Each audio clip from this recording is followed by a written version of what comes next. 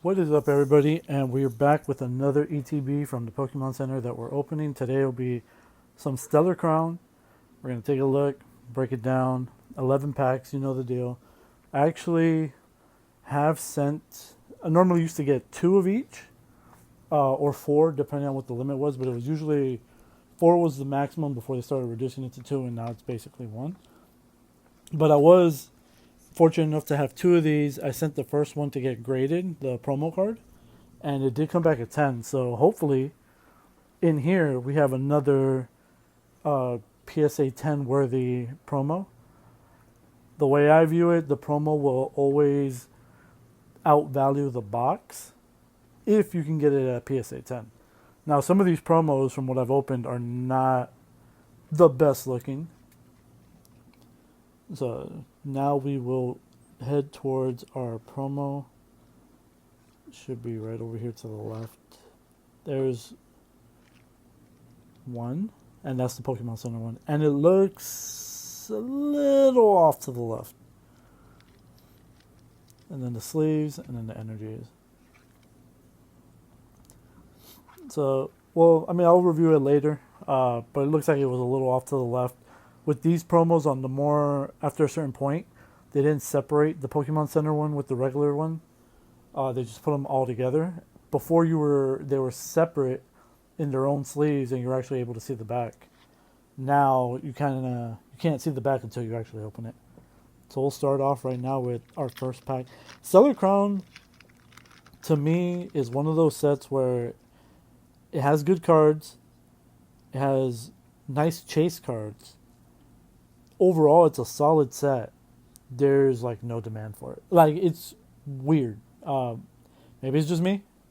I'm also one of those people that didn't really go after this set, so I'm also a part of the low demand, not really going after it. But it is kind of weird that it didn't get the love that it probably should have gotten. I mean, you got a Squirtle and a Bulbasaur in this set. And Bulbasaur really is not that easy to come across, even though we do have the Mega set coming out with Bulbasaur as the illustration rare, and then the box topper for the booster box. But still, like, this is pre all that, and it still wasn't. I mean, it is the chase card of the set. At least it's getting that kind of love. But it is a little surprising that it's just not.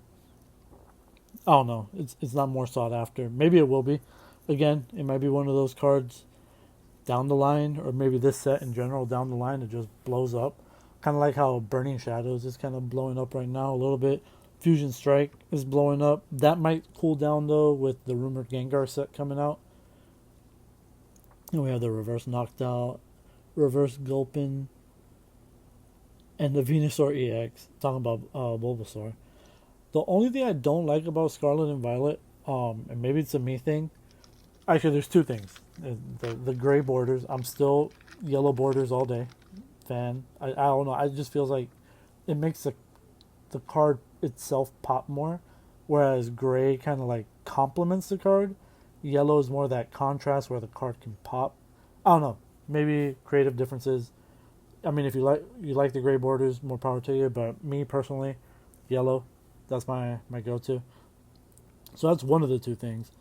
The second thing that I don't like about Scarlet and Violet, they reuse a lot of artwork.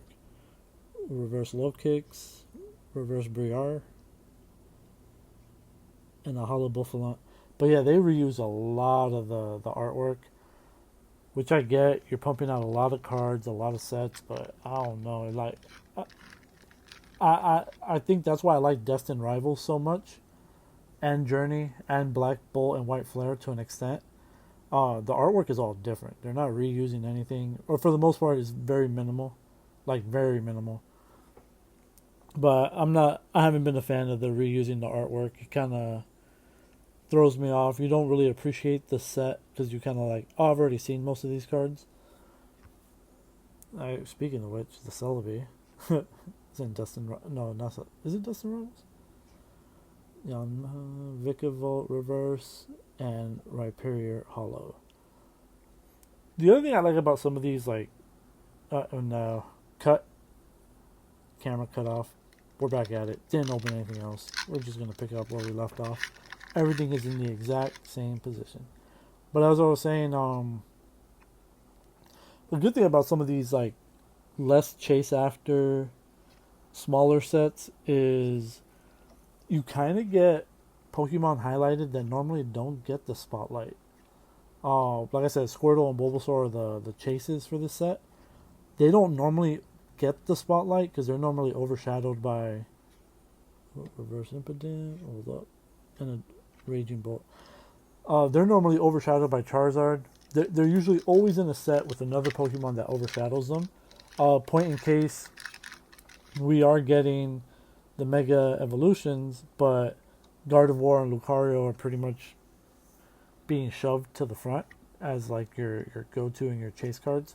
Even though the Venusaur and that whole line is really nice, we're being fed Lucario and Gardevoir. I'm not going to argue because Lucario is one of my favorite, if not my favorite, Pokemon. But like that just kind of goes to show you what the other starters don't get the love that they should be getting. And a full art Crispin. This is a really nice card too. Really cheap too. Like if you guys want to pick one up, it's really not that much. But yeah, I think that's the beauty about some of these lesser sought after sets right now, because we are in modern. That's the other thing we gotta realize. Prices for modern shouldn't be $300-400 for chase cards and whatnot, but they are, and it is what it is. But these regular sets, don't be surprised if some of these cards eventually balloon up and start rivaling some of the chase cards that are worth way more than they should be right now. And speaking of Lucario, and don't get me wrong, I've greatly benefited by some of these chase cards going up and having some of them in my collections, some of them in PSA 10s. It does nothing but boost the value for me, so I am more than appreciative of that. But I also am not blind that there's no way these cards should be this much. When they're still being printed, and at the time they were still widely available pre-2025. Like, if you wanted Paldean Fates, 151 to an extent, Zerora, I really like this card. That's a win for me. This box is a win already. It's a little off to the right, but this is a card that I've had my eye on for a while. I almost bought it, and now I'm glad I didn't. So now I have it. But yeah, what was it? Pre-2025. A lot of this stuff was available. Like, you can go to Target, Walmart, Best Buy, and it was just sitting on the shelf. Nobody was fighting for it. Nobody was lining up. Nobody was waking up at the crack of dawn. And even then, these cards were expensive. The Greninja, since it came out, was like $200, and it's gotten up over $300. Now it's dropped back down to around $250. But these were cards that were widely available at one point, which is wild that the going rate for a lot of these cards was so high. And we're already down to our last 2 packs. That's crazy. And if you know me, with these Pokemon Center boxes, I genuinely do not have the best luck. I'm glad I got the Zerora. I'm not complaining about that. But like 11 packs, I guess you can say 4 hits. Kind of. Maybe. It's not really great. You'd expect a little bit better. And reverse Reshiram. And a regular holo Rhyperior. And we're down to our last pack. Only 4 hits so far through 10 packs. And 2 of them are EXs. Nothing too crazy. But let me know if you guys have any Pokemon Center boxes. Do you plan on opening them? Do you want to hold them? Obviously, holding them long term is a great investment. If you plan on opening them and getting the promo, if that promo gets a 10, it's an even better investment. But that's the risk you kind of take. Double Eldegoss, and reverse Melton, and Melmetal. Wow, what the? And that's it. Told you, I don't really get luck with these Pokemon ETBs. Stay tuned to next week when I drop the next one. I don't know which one yet, but I have all of them, so you'll get to see them one at a time. Until next time. Later.